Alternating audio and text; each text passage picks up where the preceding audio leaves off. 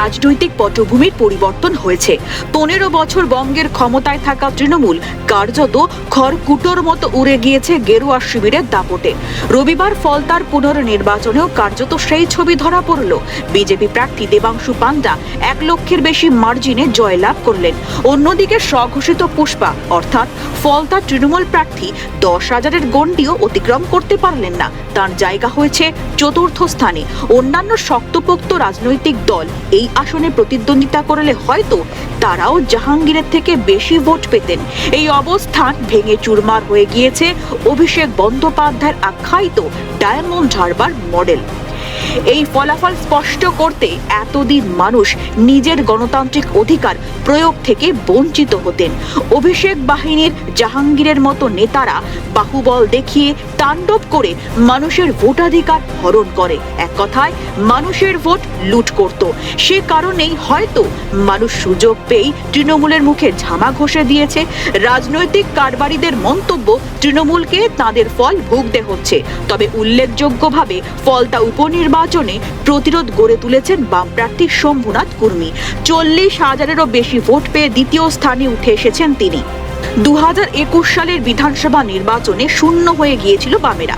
2026 সালের এই বিধানসভা নির্বাচনে মুর্শিদাবাদের ডোমকলে মোস্তাফিজুর রহমানের জয় বামেদের শূন্যের গেরো কেটেছে। রবিবার ফলতার ফল স্পষ্ট করে দিল দ্বিতীয় শক্তি হিসেবেই মাথা তুলে দাঁড়াচ্ছে বামেরা। বেশ 20% বেশি ভোট পেয়েছেন, কেমন লাগছে?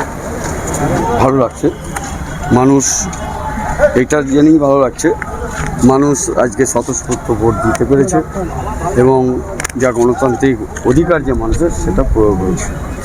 কি তো আগামী বলুন কোন কৌশল কাজ করলো বলে আপনার মনে হয়? জাহাঙ্গীর কার্যত নিজেকে সরিয়ে নিলেন, বামেরা এত ভালো ভোট পেল, কৌশল না তা না, মানুষকে তো ভোট দেওয়ানো যেত না। আগে ভয় টয় দেখিয়ে আনতেন, নানান সতেরো অনেক রকম সমস্যা ছিল দীর্ঘদিন ধরে। আপনারা তো জানেন কাগজের লেখালেখি হয়েছে, তো সেটা থেকে কিছুটা মানুষ স্বস্তি পেয়েছে।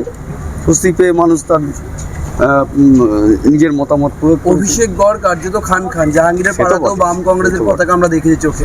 কোথাও কি আপনার মনে হয় বিরোধী শক্তি হিসেবে বিজেপির সঙ্গে বিট করার জন্য বনাম বাম বনাম বিজেপি এই লড়াইটা আগামী দিনে স্পষ্ট হচ্ছে আগামী দিনের জন্য?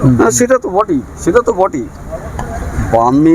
বামেদের বিকল্প তো আর কিছু হতে পারে না। আগামী দিন বাম বিকল্পই মানুষের সঙ্গে আমরা থাকবো। মানুষ আমাদের বেছে নেবেন আগামী দিনে, সেই ইঙ্গিত আপাতত। ফলতার মাটিতে দ্বিতীয় হলেন, বলুন লড়াই কি নতুন রসদ পেল সারা রাজ্যের বাম প্রার্থীরা? বটে তো রসদ তো পাবেই। আমরা দীর্ঘদিন লড়াই আন্দোলন করে আসছি, 16 বছর ধরে, 17 বছর ধরে, 15-16 বছর ধরে। তো এই লড়াই আন্দোলনে আমাদের আপনাদের বলি আর প্রশাসন বলি সবটাই তো আমাদের বিরুদ্ধে ছিলেন।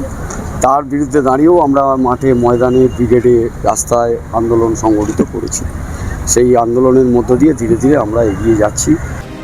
যদিও বামেদের দ্বিতীয় হওয়ার বিষয়টিকে গুরুত্ব না দিয়ে আপাতত রাজ্যের উন্নয়নের দিকেই নজর দিতে চাইছে বিজেপির রাজ্য সভাপতি শ্রমিক ভট্টাচার্য বলেন, প্রথম দ্বিতীয় তৃণমূল শ্রেণীর গানের লাইনে বিজেপি নেই।